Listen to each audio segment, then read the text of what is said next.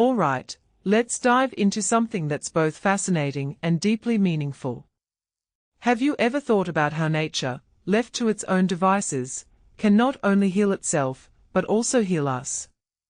That's exactly what's happening at a former dairy farm in Somerset, and it's a story that's got me thinking about the bigger picture. Here's the deal.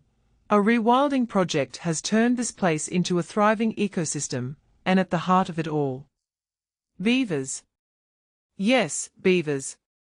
Personally, I think this is one of those stories that shows how small interventions can lead to massive, unexpected benefits. So, here's the setup. 3 years ago, Heal Rewilding bought this 460-acre site with a simple goal: let nature take the wheel. What's really interesting here is their approach. They didn't rush in with grand plans. Instead, they just observed.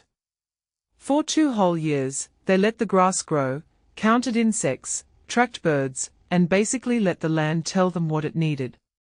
In my opinion, this patience is what makes rewilding so powerful. It's not about forcing change.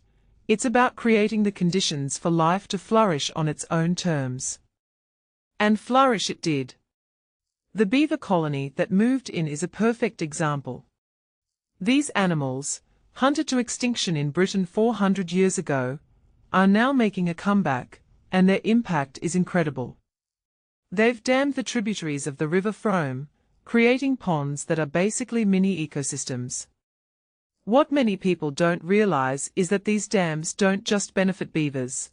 They slow down water flow, reduce flooding downstream, and create habitats for countless other species. It's like nature's own engineering marvel. But here's where it gets even more fascinating. This rewilded space isn't just helping wildlife, it's helping people too. A local dementia support group, Wild Memories, regularly visits the site. Julia Galbinu from the group says being there triggers long-term memories and brings back a sense of nostalgia. If you take a step back and think about it, this is huge. We often talk about nature's benefits for physical health, but its impact on mental and emotional well-being. That's something we don't discuss enough. What this really suggests is that rewilding isn't just about biodiversity, it's about human connection.